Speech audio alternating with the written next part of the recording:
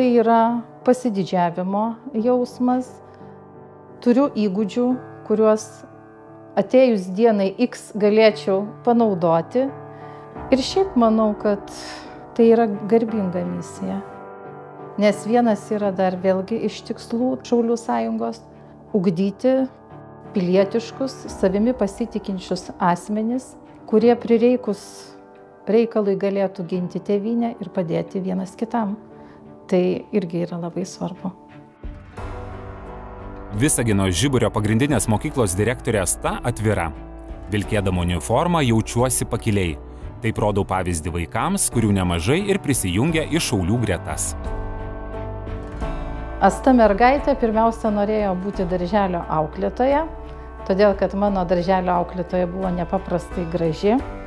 Ir aš žiūrėdama į ją norėjau būti lygiai tokia pati. Ji buvo aukšta, ilgais juodais plaukais, visada ryškiai išsidažiusi ir aš, kai ją stebėdavau, galvodavau, kad aš būsiu lygiai tokia pati. Norėjau būti ir gydytoja vaikų, bet paskui atėjus pasirinkimui tapau mokytoja. Ir visai nesigailiu. Ir aš irgi buvau ta mokytoja, kuri buvo daug ilgesniais juodais plaukais, vaikščiojau aukštakulniais ir taip kaip mano auklėtoja Zita leisdavo pinti plaukus, aš irgi mokiniam leisdavau pinti plaukus. Tai yra labai nuostabi auditorija, kai tu ateini pasiruošęs į pamoką, kad tas žvilgsnis iš tikrųjų vaikų, tas susižavėjimas, veža. Daugiau nei 20 metų mokykloje dirbusi pradinių klasių ir anglų kalbos mokytoja Asta, mokyklos bendruomenės paraginta prieš 4 metus atsakingai prisiėmė vadovės vaidmenį.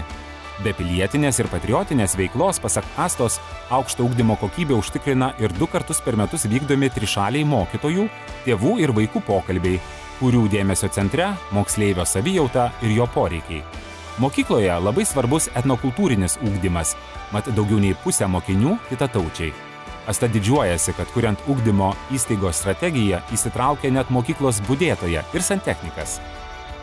Taip pat manau, kad pasidalytoji lyderystė užtikrina ir demokratiškumo principus. Aš niekada nedalinu mokytojams krūvio, pamokų. Jie tarėsi visi tarpusavyje ir visi pasidalina. Man kištis į tuos procesus visiškai nereikia. Taip pat yra svarbus mums dalykas kolegialus ryšys. Ne tik tai mokyklos vadovas turi stebėti pamokas, bet geriausia, kai kolega mokosi iš kolegos ir teikia grįžtamą į ryšį. Kas patiko, kas nepatiko, ką jis darytų kitaip. Next Generation EU padeda Lietuvai kurti šiuolaikišką švietimo sistemą, užtikrinančią vienodas galimybės ir ugdymo kokybę visiems mokiniams.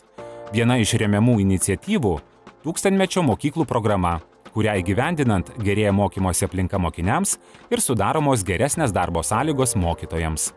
Visagino Žiburio pagrindinėje mokykloje įdiegta integruoto ugdymo Schoolsi platforma, kuri užtikrina individualizuotą mokymąsi.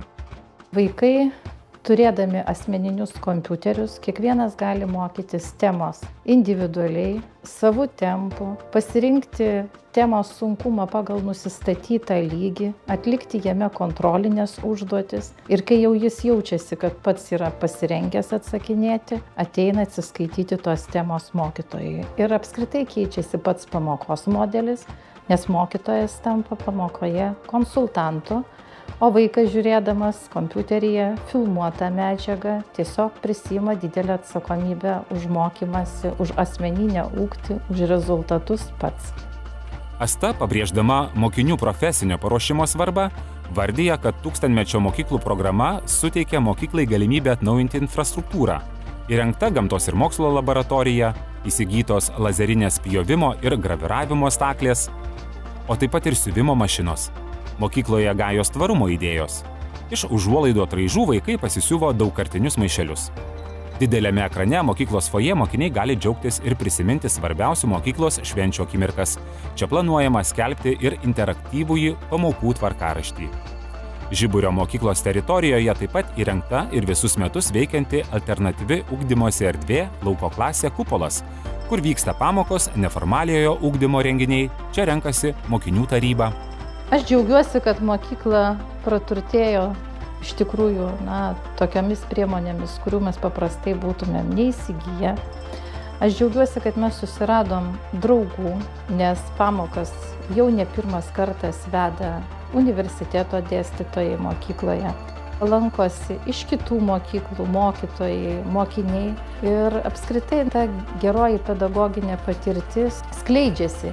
Labai smagu, kad vaikai įvairių mokyklų bendrauja, bendradarbiauja, jie kuria projektus ir iš tikrųjų ne konkurencija, o draugystė. Tai va tai yra man nepaprastai svarbu. Kiekvieno mūsų sėkmė, kiekvieno mūsų atsakomybės suvokimas, kiekvieno mūsų požiūris į mokslą yra nepaprastai svarbus valstybės ateičiai. O mūsų mažai valstybei išsilavinę piliečiai iš tikrųjų yra labai reikalingi, nes išsilavinimas ir žinios suteikia žmogui laisvę.